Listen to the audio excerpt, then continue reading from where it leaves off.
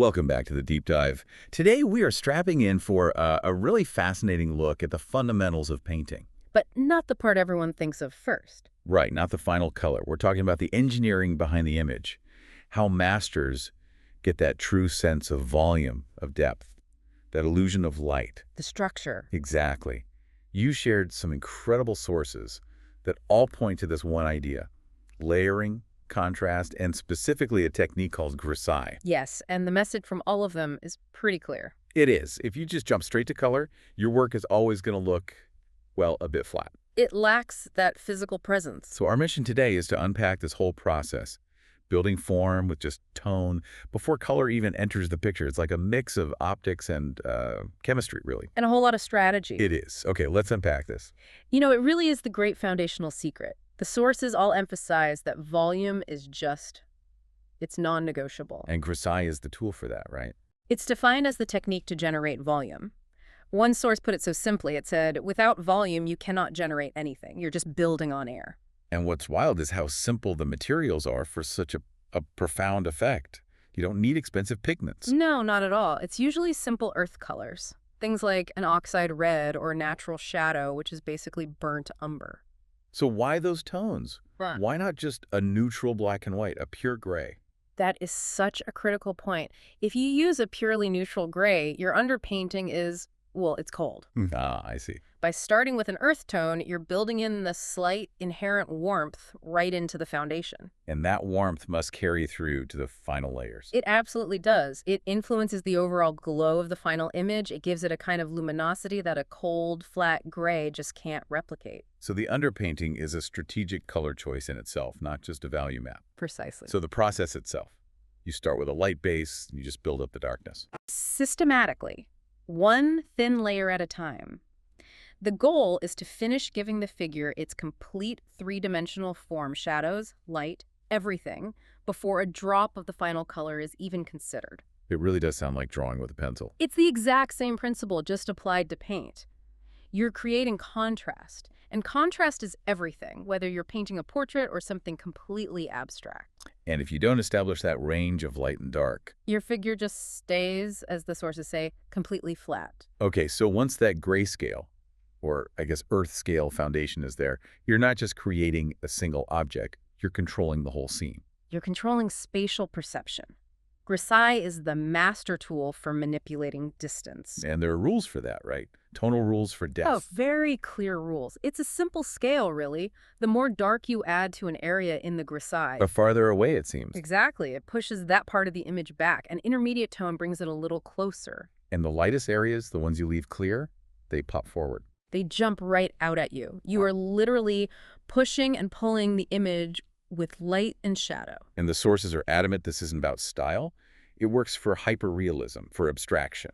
It's physics, not style. It's how you give things weight. So once that volume is there, then comes the moment everyone is waiting for. Applying the blessed color, as one source called it. Ah, I like that. But this is where the strategy totally shifts. Completely, because the effect of that color depends entirely on the tone of the background layer you just spent all that time creating. Which brings us to the big one. Opaque versus transparent pigments. Yes, they are fundamentally different things. Opaque color, or cubrativo, as it's called in some of the material, It means covering, right? it means covering. It blocks light. So if you slaver a thick, opaque red over your beautiful grisaille, You've just erased all your hard they work. painted a wall over it. All that volume, gone. But then you have the other state. Transparent color. The sources call it veladura, or glazing. And the analogy they use is perfect. It's like a fine, thin veil, like a bride's veil. Because it lets light through. It lets light penetrate the color. The light goes through, hits the structure of the grisaille underneath, and then bounces back out to your eye. So the volume stays visible, but now it's tinted by that transparent color on top. And this is where it gets really interesting, because there's a critical rule about this that can make or break the entire painting. Okay. It's all about the action and reaction between the layers. If you want a vibrant, luminous color, say a brilliant yellow for a sunset, You have to paint it over a light background. you must paint it over a light part of your grisaille. But if you take that same transparent yellow and you glaze it over a deep, dark shadow, The color just dies. it turns off. It practically disappears. Why did that happen? It feels like it should just tint the shadow yellow. Because that dark layer underneath is like a black hole for light. The light goes through the yellow, hits the dark tone, and it's just absorbed. Almost nothing reflects back out. So the saturation of a transparent color depends entirely on the light bouncing off the layer beneath it. 100%. If the layer beneath is dark, the whole effect just collapses. Oh, that is a fundamental piece of optics right there.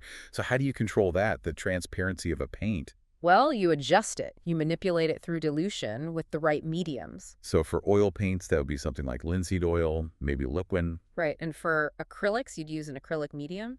And the principle is just, the more you dilute it, the more transparent it gets. That's it. Even a naturally opaque acrylic can be turned into a beautiful, thin veladura just by adding more medium. You're thinning out the pigment. And that lets you build up color in those thin, progressive layers. Which is the whole point. It's the difference between a flat sheet of red paper and like a deep red gemstone you can see into. It's a richer, more complex result. It's the difference between a single note and a full chord. That's a great way to put it. Okay, we've got the mechanics of layering down. Oh. But there's this one huge flashing red light in all the sources, the one thing that can ruin everything. Ah, yes. Patience.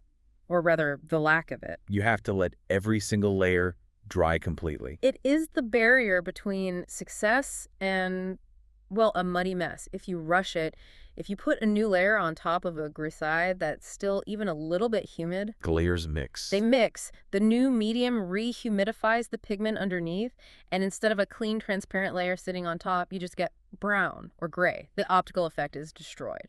And this is true even for quick-drying acrylics. Absolutely. Just because it's dry to the touch doesn't mean it's cured. You have to let it dry perfectly well. You have to respect the material. You have to let the layers reach a good port, as one source said. Or you undermine every single bit of that volume work you just did. Let's shift to the very beginning then. The base layer. The sources really push for starting on an intermediate base, something like a Naples yellow or light gray. Why not just pure white or pure black? It's all about strategic flexibility. It affects every single mark you make after that. It feels tempting to start on white. To guarantee you get the brightest brights.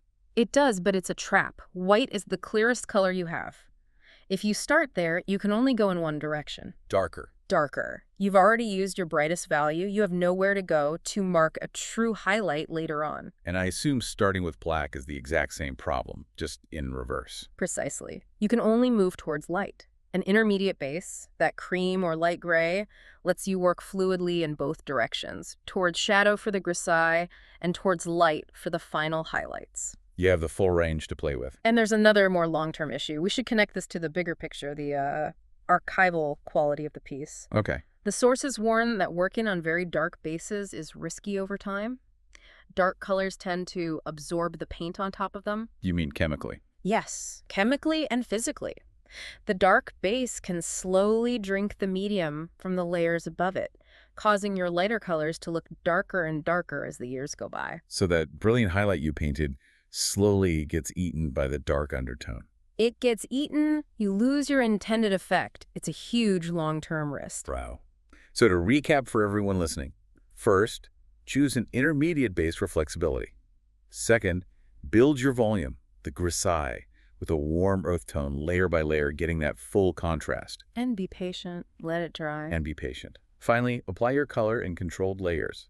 Use transparent glazes, the veladura, over the light areas for vibrancy. And use opaque color, cupertivo, only when you really mean to cover something up completely. If you follow that process, the difference is just.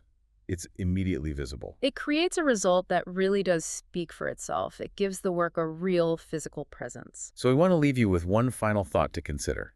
That first choice, the color of your base. It isn't just about the first hour of painting. No, it's about the entire life of the painting. It dramatically limits or expands your range of light effects, and it dictates how your work will look decades from now. It's the first move in a very long game of light and shadow. Something to think about next time you prep a canvas. Absolutely. Until next time.